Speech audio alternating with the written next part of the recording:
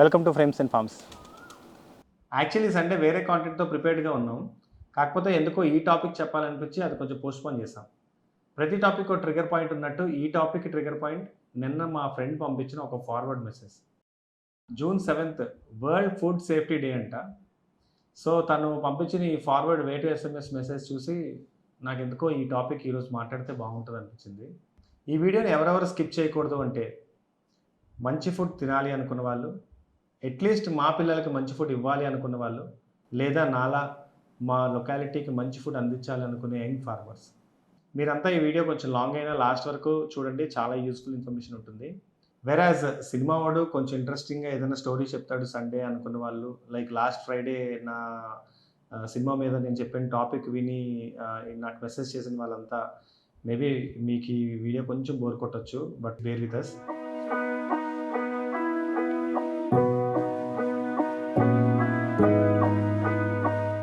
Last 4.5 yearsగా మా లొకాలిటీలో మంచి పాలు అందజేస్తున్న నా ప్రయత్నంలో భాగంగా నాటుకోడి గుడ్లు కూడా మన ఫామ్లో అందజేస్తున్నాం.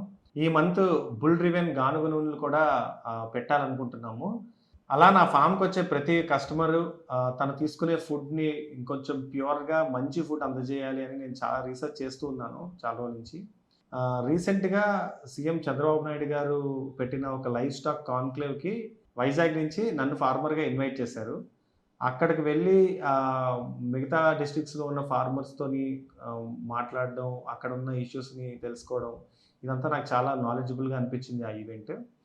వేరాస్ అక్కడ నాకు పరిచయమైన ఒక విజయవాడ రైతు, తను కూరగాయల్ని ఎలా న్యాచురల్ పద్ధతిలో జనాలకి అందజేస్తున్నాడు తన లొకాలిటీ మెంబర్స్‌కి అనేది నేను తెలుసుకొని, యెస్ ఇలా మనం ప్రయత్నించాలి అని చెప్పి తన ద్వారా నేను వైజాగ్‌లో ఎవరైనా ఇలాంటి ఫార్మర్స్ ఉన్నారా అంటే తను చాలా క్లియర్‌గా చెప్పారండి. అలా మా లొకాలిటీలో నేను చేయడానికి నాకు ఏదైనా హెల్ప్ చేయండి అంటే తను ఇచ్చిన సజెషన్, వాళ్ళందరికీ ఒక గ్రూప్ ఉందండి, నేచురల్ ఫార్మర్స్ గ్రూప్. ఆ గ్రూప్‌లో వైజాగ్‌కి సంబంధించి ఎవరైనా ఉన్నారా అని చూసి సెలెక్ట్ చేసి నాకు శివ అని ఒక అతని నెంబర్ ఇచ్చాడండి. నేను లాస్ట్ 1 month నుంచి అతన్ని కలుస్తూ ఉండడం, అతనితో మాట్లాడుతూ ఉండడం, రెగ్యులర్గా వాళ్ళ క్షేత్రాలకు నేను విజిట్ చేయడం, ఇట్లా నేను చేసిన తర్వాత నేను తనతో డిస్కస్ చేయడం స్టార్ట్ చేశాను. రైతు ఎందుకు నేచురల్ ఫార్మింగ్ వదిలేసి కెమికల్స్ వైపు షిఫ్ట్ అయ్యాడు అని. న్యాచురల్ ఫార్మింగ్ చేస్తున్న రైతులు ఆర్గానిక్ స్టోర్స్‌కి అందజేసి ఎందుకు ఇంత హ్యూజ్ రేట్స్‌తో అమ్మాల్సి వస్తుందని నేను అంతా డిస్కస్ చేయడం స్టార్ట్ చేశాను. అప్పుడు నాకు అర్థమైంది ఏంటి అంటే రైతులు నష్టపోవడానికి కారణం మిడిల్ మెన్స్ అని నేను డిసైడ్ అయ్యాను.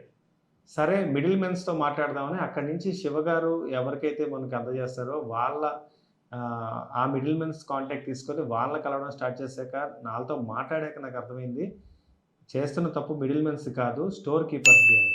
సో కాల్డ్ రైతు బజార్లు అని పెట్టే ఈ స్టాల్ కీపర్స్ కానీ, లేదా ఆర్గానిక్ స్టోర్స్ అని పెట్టే ఈ స్టోర్ కీపర్స్ కానీ, వీళ్ళది తప్పు అని నేను డిసైడ్ అయ్యాను. ఆ తర్వాత వాళ్ళతో మాట్లాడాక నాకు అర్థమైన పాయింట్ ఏంటంటే పెద్ద తప్పు చేస్తుంది కస్టమరే. నేను కస్టమర్ని అంటున్నాను, ఏం ఫీల్ అవ్వద్దండి. ఏం మాట్లాడుతున్నావురా, నరాలు కట్ అయిపోయింది. బేసిక్గా నాకు కనిపించిన ప్రాబ్లం అలా ఉందన్నమాట. లైక్ ఇది కొంచెం డీటెయిల్గా మాట్లాడుకుంటే, రైతు ఎవరికి పండిస్తున్నాడో తెలియకుండా న్యాచురల్ పద్ధతుల్లో తను ఒక పంట వేస్తున్నాడు. ఆ తినే కస్టమర్ ఎవరో తెలియక ఆ పంటని ఈ విలేజ్లో కలెక్ట్ చేసే కలెక్టర్స్ అందరూ కూడా సిటీకి పంపించగలిగే ఒక మిడిల్ మెన్ సెలెక్ట్ చేసుకొని, మండీ ట్రేడర్స్ అంటారు కదా, అలాంటి వాళ్ళని సెలెక్ట్ చేసుకొని వాళ్ళకి అప్పచెప్తారు. ఈ మిడిల్ మెన్ మార్కెట్స్కి తీసుకెళ్ళగలిగే డిస్ట్రిబ్యూటర్స్కి తీసుకెళ్తారు.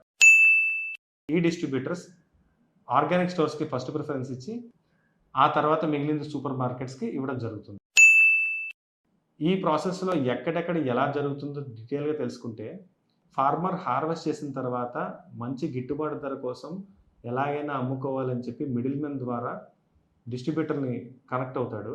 డిస్ట్రిబ్యూటర్ ప్రాబ్లం ఎలా ఉంటుంది అంటే, ఇక్కడ సూపర్ మార్కెట్స్కి కానీ ఆర్గానిక్ స్టోర్స్కి కానీ ఎంతెంత రిక్వైర్మెంట్ ఉందో తెలుసుకొని ఇక్కడ చెప్తే ఇక్కడ అంతకంటే ఎక్కువ పండించడమో లేదా తక్కువ పండించడమో ఈ ప్రాబ్లం ఫేస్ చేయాల్సి వస్తుంది డిస్ట్రిబ్యూటర్స్.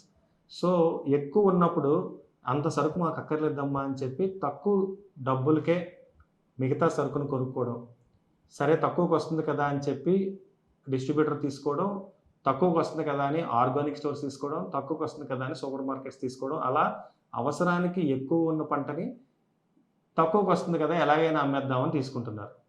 ఇక్కడ తక్కువకు తీసుకోవడం వల్ల రైతు నష్టపోతున్నాడు, మిడిల్ మ్యాన్కి ఇబ్బంది అవుతుంది, వేరాస్ ఆర్గానిక్ స్టోర్స్లో కానీ సూపర్ మార్కెట్లో కానీ ఈ తక్కువగా కొన్న సరుకు అమ్మగలమో లేదో అని చెప్పి ఆ లాభాన్ని ఈ మిగతా ప్రోడక్ట్స్ మీద వేసి అమ్ముతున్నారు.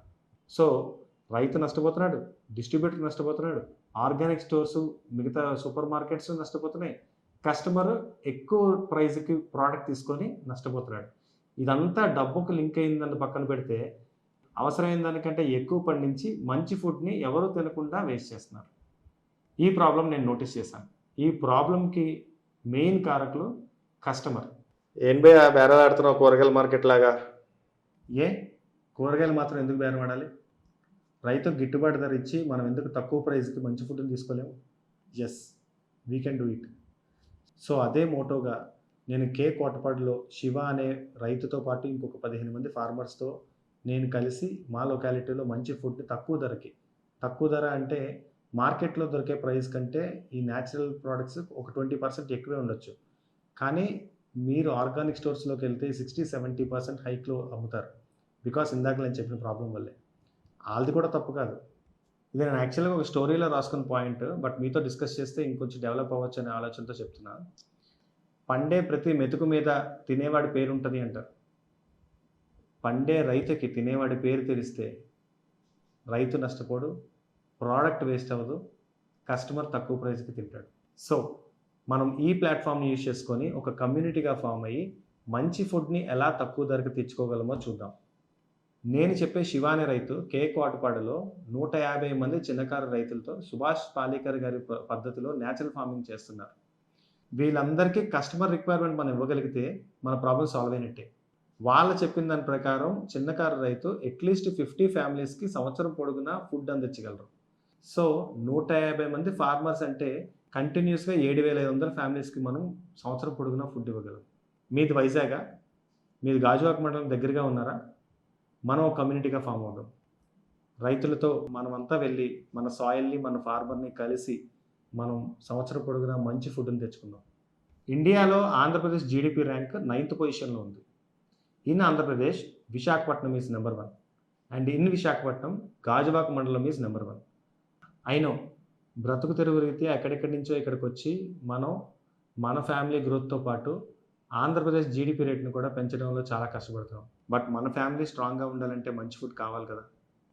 ఒక ఫ్యామిలీకి మంచి ఫుడ్ కావాలంటే అమ్మ ఉండాలి, ఒక ఊరికి మంచి ఫుడ్ కావాలి అంటే రైతు ఉండాలి, అదే ఒక మండలానికి మంచి ఫుడ్ కావాలి అంటే ఒక కమ్యూనిటీగా ఫామ్ అయ్యి శివ లాంటి న్యాచురల్ ఫార్మర్స్ని పొల్యూట్ అవ్వకుండా ఎంకరేజ్ చేయాలి. ఈ టాపిక్ మీకు నచ్చితే, మీకు మంచి ఫుడ్ కావాలనిపిస్తే please do subscribe, join the community and let's grow together. Thank you.